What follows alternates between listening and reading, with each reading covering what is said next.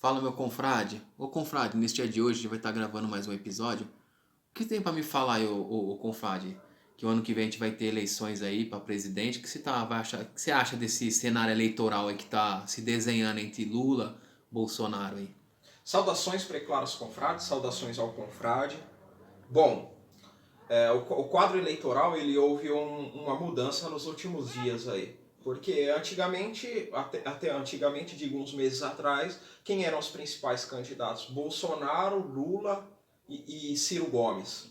Não é? Agora os principais candidatos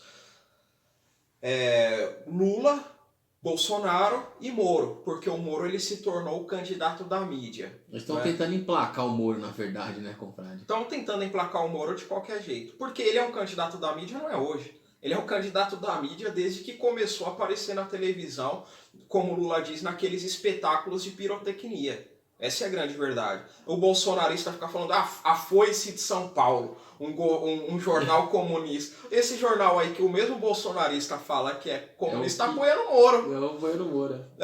O UOL está apoiando o Moro. Esses principais meios de comunicação estão apoiando o Moro descaradamente. A própria Globo, né? A própria Globo está tentando fazer com o Moro o que fez com o Collor lá atrás. Não é? E é um camarada que não sabe nem falar. É um caipira. Eu tenho minhas dúvidas até como ele passou num concurso para juiz.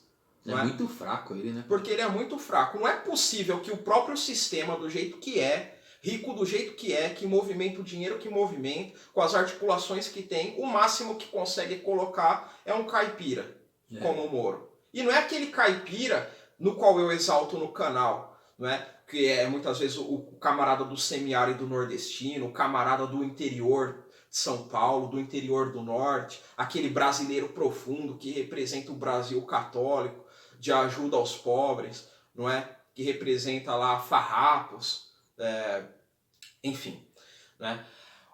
O Moro é aquele caipira cosmopolita, aquele caipira que saiu do interior e foi para a grande cidade e ficou assim deslumbrado, não é? E passou a desprezar toda aquela raiz dele, porque ele fala, não, isso daqui não presta. Eu vi lá na grande cidade, eu vi em Nova York que é desse jeito. O meu vô, eu não quero nem conversar porque é analfabeto, não é? Eu não, eu tô aqui fechado com os grandes caras. É aquele cara que despreza o que ele foi. E esse é o candidato da mídia, que vem crescendo aí nas pesquisas, não é? Sendo que o camarada não sabe fazer um discurso. Se você der 5 minutos de microfone pra ele, confrade, ele se embanana todo, não consegue falar 5 minutos. Se embanana todo, e tem cara assim, que você fala, pô, o cara não sabe, não tem uma boa retórica e nem uma boa oratória, mas ele é um cara inteligente, o cara escreve muito bem. O Moro não, ele escreve muito mal, tanto que as sentenças que condenaram Lula foram frágeis. E o Lula teve aí diversos processos anulados, por conta da fragilidade dos julgamentos feitos pelo senhor Sérgio Moro. Não é? E o próprio Dallagnol falou que o PowerPoint foi um equívoco, foi um erro. Eu acho que vai sair para senador, né? Não é? Então, eu quero fazer aqui, confrade, uma retrospectiva. E até em exaltação ao Temer. Por quê? Temer fez a reforma trabalhista que foi muito ruim para todos os brasileiros que trabalham e etc. Né? Só que para governar você precisa fazer concessão, não tem jeito. O Lula fez concessão também, não tem jeito. Então o que acontece? Houve uma campanha política desde aquela época para quem? Para Dallagnol, para Sérgio Moro, para Juiz Bretas, para todos esses caras aí que estavam prendendo quem? Estavam prendendo e perseguindo, não era o PT. Estavam perseguindo a classe política brasileira. Classe política brasileira é Lula, é Renan Calheiros, é Michel Temer. Essa velha guarda aí, né? São esses caras aí, Kassab, todos esses caras aí que representam José Serra, o establishment político. Por que estavam perseguindo a elite política?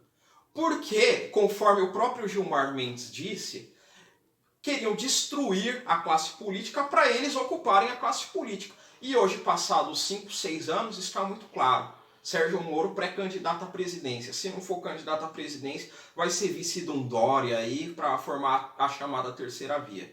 Não é? Deltan Dallagnol já está aí ensaiando sua candidatura para o Senado. Já queria ser candidato ao Senado nas eleições de 2018. Não foi. Agora parece que até renunciou ao seu cargo para poder ser candidato nas eleições do ano que vem. Ou seja, a chamada República de Curitiba, que a Rede Globo tanto endeusou, que é uma chapa, na verdade, entre esses abutres que queriam destruir a classe política com a mídia, não é? O camarada fazendo atuação política togado, né? Para ocupar. E hoje já não tem mais dúvida. Tanto que ele foi ser ministro do Bolsonaro e saiu fora porque não conseguiu a indicação ao STF, não é? Agora, o Bolsonaro, eu tenho minhas críticas a eles, e vou permanecer, ele tem o total direito de trocar o delegado da Polícia Federal. Isso daí quem diz é o próprio Lula. A partir do momento que o presidente da República não pode trocar um ministro, igual a Dilma queria colocar o Lula como ministro. O que aconteceu, o STF foi lá e interviu para a Dilma não colocar o Lula como ministro. Porque a mídia, junto com a República de Curitiba, estavam falando, ela está querendo colocar o Lula como ministro para proteger o Lula. Então, a partir do momento que um presidente da República, seja o Bolsonaro, seja a Dilma ou seja o Lula, não pode trocar um delegado da Polícia Federal, delegado-geral da Polícia Federal, não pode trocar um ministro, não pode fazer nada, enquanto que, por exemplo, o STF pode legislar muitas vezes e aprovar a lei que quer, como, por exemplo, o crime de homofobia ser equiparado ao crime de racismo. Isso daí quem tem que debater é o Congresso, porque o Congresso é representante da vontade popular, para justamente debater estas causas. E as pessoas que estão no Congresso, muitas vezes com apoio, com voto que foi eleito com voto de evangélico, de católico, de cristão, e etc., não iria aprovar isso. Então o STF, vendo que isso não iria ser aprovado, vai lá e intervém. É uma manobra também, meu compadre. Isso daí quem fala também é o próprio Aldo Rebelo na palestra que ele deu para o Instituto do General Vilas Boas. Não é? Onde já se viu você tirar a autoridade do presidente? Então, qual que é a proposta, voltando para o senhor Sérgio Moro, não é? O Batoré com Photoshop? Qual que é a grande proposta do senhor Sérgio Moro para o Brasil? Qual que é o plano político dele? Qual que é o plano econômico? Não tem. A grande questão é que ele tem a mídia e tem esse discurso de moralismo de goela de combate à corrupção. E nem isso ele conseguiu fazer. Porque os caras estão todos soltos aí, gastando o dinheiro que roubaram. Confrade, aí esse é a terceira via que eles chamam, né? E a gente vê também o Lula agora aí tá muito forte nas pesquisas, a gente não sabe até que ponto essas pesquisas é real ou não, mas enfim, estamos falando aqui o que tá falando na mídia aí. E o Lula a gente vê que parece estar se aproximando do Geraldo Alckmin, né? Que foi o ex-governador, né? Mas foi governador aí muitos mandatos aí em São Paulo. O que você acha dessa aproximação? O que ele quer dizer com essa aproximação, meu confrade? O Lula, muita gente da esquerda, lulista radical, está incomodado com a aproximação do Lula ao Geraldo Alckmin. Eu não. Porque eu sempre tive a visão, não de que o Lula fosse um revolucionário ou algo do tipo. Né? Como os bolsonaristas têm essa visão de que o Lula é um revolucionário ou algo do tipo. O Lula não é um revolucionário. Comunista, não é. O Lula, ele sempre foi um conciliador. Eu vou voltar lá até Getúlio Vargas para descrever o Lula. O Lula é muito parecido com o Getúlio Vargas. Tem os getulistas que vão ficar bravos porque vão falar, pô, o Getúlio Vargas fez a Petrobras, fez a Vale, fez a CLT. O que o Lula fez de algo comparado ao Getúlio? Não, porque todos nós somos filhos do nosso tempo. Né? O período ali que o Getúlio Vargas foi presidente, tinha uma onda de nacionalismo pelo mundo. Tinha os regimes ali que chamam de totalitários na Europa, na década de 30 e 40. Você teve a Segunda Guerra Mundial, onde o Brasil se beneficiou da economia de guerra dos principais países para aumentar sua produção e, por consequência, aumentar sua exportação, para fazer acordo, eu te apoio na guerra, mas você faz uma indústria de base aqui, não é? Tanto que os nacionalistas extremados daquele período, quem eram? Os integralistas. Os integralistas romperam com Getúlio Vargas, inclusive fizeram um atentado ao Getúlio Vargas. Porque o Getúlio Vargas, na verdade, ele foi um grande conciliador. Ele tanto que é conhecido aí, enfim, ele era o quê? Ele era um camarada que representaria hoje o agronegócio, não é? Assim como o João Goulart. Não é? E hoje a esquerda é contra o agronegócio. Só que esses presidentes aí juntaram quem produz com quem trabalha. O nacionalismo é o quê? É a junção de quem produz com a junção de quem trabalha, contra quem especula, não é? Que naquele período era quem? Era esse pessoal que tentaram a Revolução Constitucionalista de 1932, daqui de São Paulo, por exemplo, que foram as forças antigetulistas e perderam. O Getúlio Vargas, por exemplo, salvo engano, ele foi ministro da Fazenda do Washington Luiz. O Washington Luiz era um governo nacionalista? Não era, mas ele foi. Por quê? Porque a política é a arte de governar. A política se faz como podemos e não como queremos. O Lula, a mesma coisa. Ele é um grande conciliador. Ele é um conciliador entre a elite, que ganhou muito dinheiro durante o governo dele, e o pobre, que teve uma ascensão social também entre o governo dele. Então o Geraldo Alckmin, ele é um representante da elite paulistana, da elite do estado de São Paulo, da elite paulista. Não é? É médico, governou por muito tempo o estado de São Paulo. E o Geraldo Alckmin na vice-presidência significa o quê? Significa o quê? A mensagem que o Lula passa para a elite. Olha só, eu estou com um camarada da elite paulista, que é quem menos me apoia nas eleições, então eu não vou ferir os interesses de você, até porque eu estou com um vice aqui. Se vocês começarem a ser prejudicados, em última instância, coloquem o impeachment, que quem assume é quem? É o Geraldo Alckmin, que nas últimas eleições teve menos de 5% dos votos, concorrendo pelo PSDB, que é um grande partido. Então, eu vejo com muito bons olhos a junção entre um sindicalista operário, não é? Que não frequentou os bancos universitários, com um membro da elite que frequentou os bancos universitários, que já foi candidato à presidência, que foi governador do estado mais rico da União. Porque se você não governar assim, você já chega perdendo. Não adianta você pegar e colocar um exemplo, tenho o maior respeito por ele, um Rui Costa Pimenta de vice.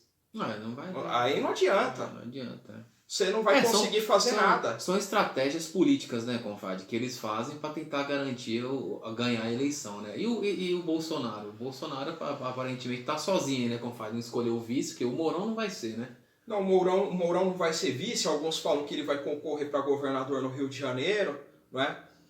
Agora, ele fechou com quem? Ele fechou com o PL, não é? Um partido do Centrão. Costa Neto, né? Acho que é do Valdemar Costa Neto. Né? Então, querendo ou não, é um cara ali que tem uma articulação dentro do Congresso, mas que não é um grande puxador de votos. É que ele tem muito deputado, né? Eles puxam muito deputado ali, né, confrade? Mas eu acho que ele deve estar sondando um vice. Aí também eu tenho uma desconfiança que ele não vai participar dessa eleição. Ele falou que quer um vice quieto. Ele quer um vice quieto, ele falou. Confrade, mas na minha opinião, eu posso estar enganado, né? Mas é o meu ponto de vista. Eu acho que o Bolsonaro não vai concorrer às eleições de 2022, porque eu sempre digo assim, você concorrer contra o Lula, né, é difícil, não é fácil, não vai ser uma eleição brigada entre Bolsonaro e Lula. Só que o Bolsonaro, se ele perder pro Lula, vai ser uma derrota moral para ele, entendeu? Então ele não, eu vejo assim, ele não quer passar por ele não quer correr esse risco. Então possa ser que em meados do ano que vem ele invente uma outra facada aí, alguma outra coisa e caia fora do barco, entendeu? E mais ele não vai deixar de apoiar um candidato dele para fazer frente com o Lula, até porque num debate entre Lula e Bolsonaro gostam ou não gostem de Lula, mas a oratória vai ser um massacre, né? Então, assim, ele já não participou dos debates em 2018, por causa da facada lá. Daquela facada lá que alguns duvidam que foi facada, né, confrade? Mas aí é outra história. Mas eu digo o seguinte, você vê que eu acho que ele não vai concorrer. A história dirá se foi facada ou não. Ele não concorrerá, eu acho, viu, confrade? Ele vai fugir. Então, confrade, mas só concluindo aí o Getúlio Vargas e o Lula, os nacionalistas extremados da época do Getúlio eram os integralistas. E o que eles fizeram pelo Brasil? Nada! Podiam ter as melhores intenções do mundo, mas na prática não fizeram nada, enquanto que o legado do Getúlio Vargas está aí até hoje. A mesma coisa com o Lula. O Lula colocou da primeira vez o empresário como vice, governou com toda a elite política, ele está de volta a ter apoio do Renan Calheiros, que fez o impeachment da Dilma também, não é? Mas, e esses extremados aí, da esquerda, a esquerda extremada, que critica o Lula por conta de alguns acordos políticos, o que eles fizeram na história do Brasil? Absolutamente nada. Enquanto que gostem ou não do Lula, o Lula projetou o Brasil de uma maneira diferente no século XXI. tanto geopoliticamente, tanto economicamente. No governo Dilma, o Brasil chegou a ser a sexta economia do mundo. Durante o governo Lula, se eu não me engano, em 2006, foi feito o BRICS, que isso daí é uma oposição aos países centrais, não é? Europa e Estados Unidos. Não é? Nós tivemos aí o desenvolvimento do submarino nuclear, nós tivemos aí o maior salário mínimo em poder de compra da história do Plano Real. Isso daí não é pouca coisa, e não é fácil chegar lá e fazer tudo isso. E isso daí você só se faz com acordos, que muitas vezes um radical chegaria lá e não duraria 3 meses no poder. É por isso, o confrade, que muitos eleitores, hoje, eles olham para esse legado que o Lula proporcionou há pouco período de tempo e vai votar nele. É isso que muitos que estão passando por uma situação difícil hoje, ele olha para trás e fala, pô, na minha época não, que o Lula governava não era desse jeito, você entendeu? Então o que você falou, como o Getúlio Vargas deixou um legado, querem gostem ou não gostem, mas o Lula também acabou deixando esse legado aí, né, da ascensão do pobre, igual você falou, deu dinheiro também para a elite, quer dizer, ele soube ali fazer esse gerenciamento. Então tem muita gente, até do próprio mercado, que quer a volta dele. Exatamente. E eu vou te falar mais uma coisa, ô confrade. O segundo turno, né? O candidato da elite é o Sérgio Moro. E o Sérgio Moro é o que há de oposto à psicologia coletiva do brasileiro. O Sérgio Moro não consegue compreender a psicologia coletiva do brasileiro. O Bolsonaro compreende muito bem. Por isso que ele tem apoio. Se ele marcar uma manifestação para amanhã, vai ter gente lá apoiando ele. Se o Lula marcar uma manifestação para amanhã, também vai ter gente apoiando ele. Porque são dois candidatos que, você goste ou não, compreendem a psicologia popular do brasileiro. O Sérgio Moro não. Então, para a mídia, é importante derrotar o Lula e o Bolsonaro. Não é? Só que isso não vai acontecer. Eu acho que o Lula pode ganhar até no primeiro turno se o Alckmin for vice dele. Agora, e o Bolsonaro, considerando que o Bolsonaro vai concorrer, quem vai para o segundo turno é o Bolsonaro. Isso daí eu acho muito bom, porque vai ser um tiro na cara da mídia, desses analistas daí que apoiam o senhor Sérgio Moro. Por quê? Porque vai ser uma mensagem do povo para esses analistas de gabinete do seguinte: nós queremos um candidato que proporcione trabalho, que no caso é o Lula, que proporcione uma ascensão social novamente, que nós podemos comer, o pobre volte a ter um carro, volte a andar de avião, uma gasolina barata, enfim, todas essas conquistas aí do governo Lula, com o outro lado que vota no Bolsonaro, que é aquele pessoal que mais do centro-oeste do Brasil e do norte do Brasil, que é evangélico, que é contra essa implementação da política progressista, contra a ideologia de gênero, contra a ideologia abortista, contra a legalização das drogas. E tudo que a mídia aprova é o quê? Um liberalismo econômico, onde o pobre morre de fome, com uma agenda cultural estrangeira, onde a empresa explora até o último a mais-valia do funcionário, mas por ter 1 ou 2 negros nos cargos executivos está tudo bem. Ela está cumprindo a sua função social. Então, é basicamente isso, confrade. Então a gente tem que parar de ter preconceito com determinadas alianças políticas. Para se governar nessa democracia liberal que temos, é assim, não tem jeito. É verdade. Se inscrevam no canal, estamos juntos.